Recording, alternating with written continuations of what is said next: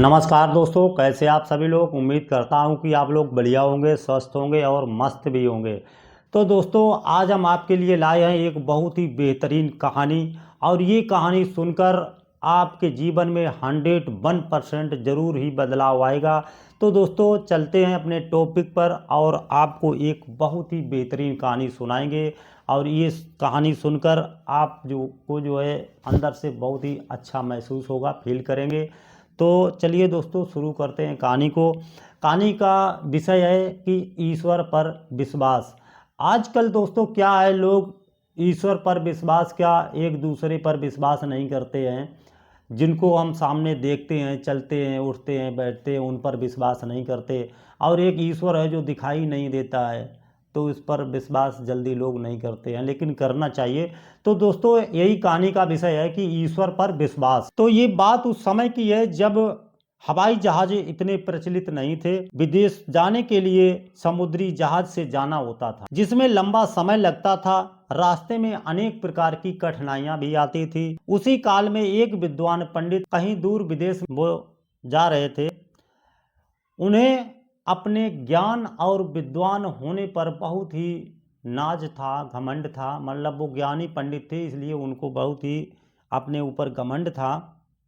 सफ़र लंबा था और एक रात जोर से तूफान आ जाता है, जिससे जहाज में कुछ खराबी आ जाती है।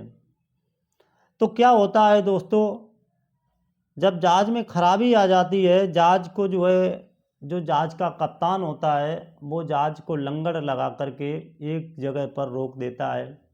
पता चला कि तूफान के कारण उस जहाज में खराबी थोड़ी ज़्यादा आ गई और उसमें समय भी लगेगा। तो पंडित जी ने सोचा कि क्यों ना इस समय का उचित प्रयोग किया जाए। और इस नज़दीक में एक द्वीप था कि वहाँ पर जाकर के अपने ज्ञान का प्रचार किया जाए। तो पंडित जी वहाँ से चल दिए। पंडित जी ने वहाँ से धर्म की शिक्षा देने के लिए, उन्हें ईश्वर का ज्ञान देने के लिए, उन्हें ईश्वर तक पहुँचने का रास्ता दिखाने के लिए पंडित जी ने जहाज के कप्तान से इजाज़त मांगी और उनसे एक छोटी सी नाव मांगी कि हमें वहाँ द्वीप तक जाना है। इजाज़त लेकर पंडित जी उस द्वीप पर पहुंच जाते हैं। वहां उनकी मुलाकात 3 द्वीप वासियों से होती है। वह अनेक वर्षों से उस छोटे से द्वीप पर रह रहे थे। अच्छी बात यह थी कि वह उसी भाषा में बोलते थे जिस भाषा में पंडित जी बोलते। उनसे बातचीत करना सरल हो गया, क्योंकि उसी भाषा में पंडित जी भी बोलते थे। उसी भाषा में उस द्वीप पे जो उनको 3 लोग मिले, वो भी उसी भाषा में बोलते थे। पंडित जी ने ईश्वर की आराधना करने की चर्चा की उन 3 व्यक्तियों से।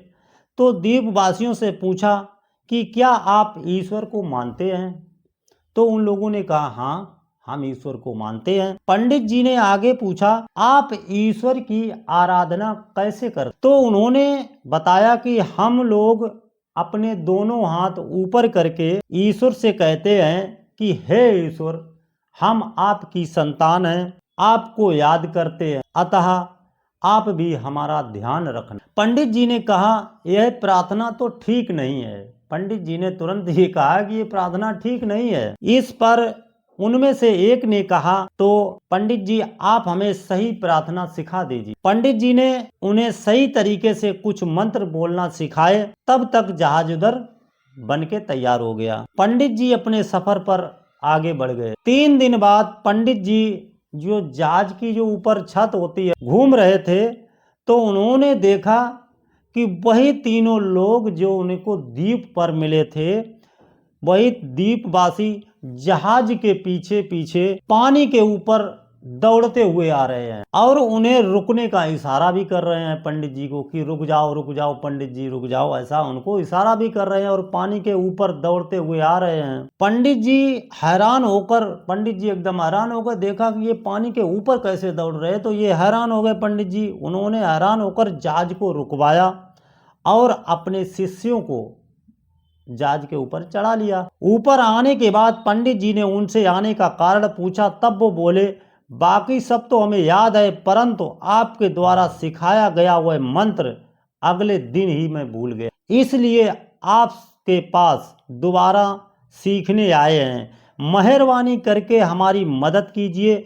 हम वादा करते हैं कि अब हम उसे नहीं भूलें। पंडित जी ने कहा ठीक है, पर ये तो बताओ कि तुम लोग पानी के ऊपर कैसे दौड़ के आए। द्वीपवासी में से एक ने बड़े आत्मविश्वास के साथ कहा कि हम आपके पास जल्द से जल्द पहुंचना चाहते थे, सो हमने ईश्वर से विनती करके मदद मांगी। हमने कहा, हे ईश्वर, दौड़ तो हम लेंगे, बस आप हमें गिरने मत देना। उसमें से एक बोला कि हमने अपने ईश्वर से प्रार्थना की कि हे ईश्वर, दौड़ तो हम लेंगे, लेकिन प्रभु हमें गिरने मत देना, और हम दौड़कर आ गए। अब पंडित जी सोच में पड़ गए। उन्होंने कहा कि आप लोग और आपका ईश्वर पर विश्वास धन्य है। आपको अन्य किसी प्रार्थना की, किसी ज्ञान की आवश्यकता नहीं है। आप पहले की तरह ही प्रार्थना करें। सच है, ईश्वर पर सच्चा विश्वास ईश्वर की आराधना प्रणाली से अधिक महत्वपूर्ण है। कहानी आपको कैसी लगी